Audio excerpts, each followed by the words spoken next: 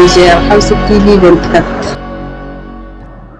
Barkanmu da warhaka, barkanmu da sake kasancewa tare da 'yan uwa a cikin wannan gagarumin labari mai matuƙar muhimmanci, mai matuƙar ban sha'awa ga ci gaban tattalin arzikin ƙasar Niger da ma yankin Afirka ta yamma baki ɗaya.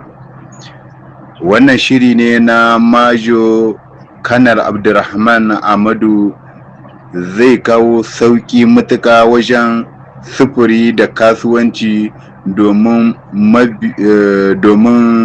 waɗanda suke amfani a cikin al'amarin da ya shafi kasuwanci, cinikayya. Wannan gagarumin aiki zai kawo ci gaba game da wannan ɓangare gabaki ɗaya. Gagarumin aiki ne na layin dogo daga Kano zuwa Maradi, Zandar har zuwa Difa da ma Niamey. Abinda labarin ya kumsa shine kamar haka: ministan sufuri na Niger wato Manjo Kanar Abdulrahman Amadu ya bayyana ma wajen gidan telebiji na RTN cewa gwamnati tana da kyakkyawan shiri na faɗaɗa layin dogo a faɗin ƙasa baki ɗaya.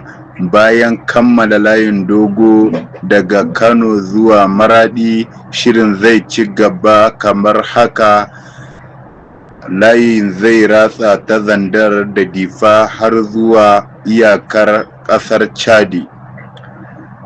Daga Maradi za a shimfiɗa layi har zuwa birnin Yamai. Wannan aiki zai haɗa gabas da yammacin Niger, wanda zai sauƙaƙa jigilar mutane da kayayyaki, sannan ya karfafa dangantakar cinikayya tsakanin Niger da kuma makwabta.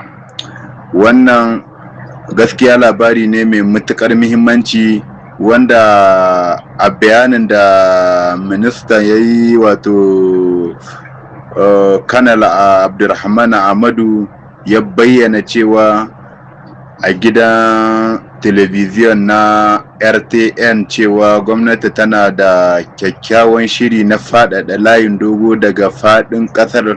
Bayan kammala layin dogo daga Kano zuwa Maradi, wannan wani shiri ne kuma wanda gwamnatin za ta yi na daban, wanda za ta faɗaɗa shi a cikin ƙasar Niger, kamar daga ya ratsa daga Zandar zuwa Difa iyakar ƙasar Chadi, daga kuma Maradi a shimfiɗa shi zuwa Hayyamai. Wannan aiki ne mai matuƙar muhimmanci, wanda gwamnati ta kama aiki gadan-gadan. Yana ɗaya daga cikin abin da ake nuna ma 'yan uwa cewa a ci gaba da yi ma gwamnati addu'a game da waɗannan aiki da gwamnati take ƙoƙarin yi. Da haka za mu so ku bayyana mana ra'ayoyinku, wani irin ci gaba za ku iya samu idan wannan layin dogo da aka bayyana cewa zai ratsa garuruwan nan naku. Za mu so mu ji wani irin ci gaba yankunan naku na garuruwanku za su iya samu game da wannan shiri da gwamnati take yi na shimfiɗa wannan layin dogo na shiga garuruwanku.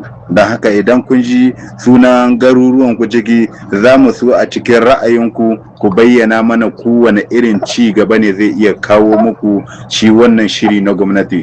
Don haka a nan da muke fatan Allah ya albarkaci ƙasarmu da al'umma ƙasar baki ɗaya.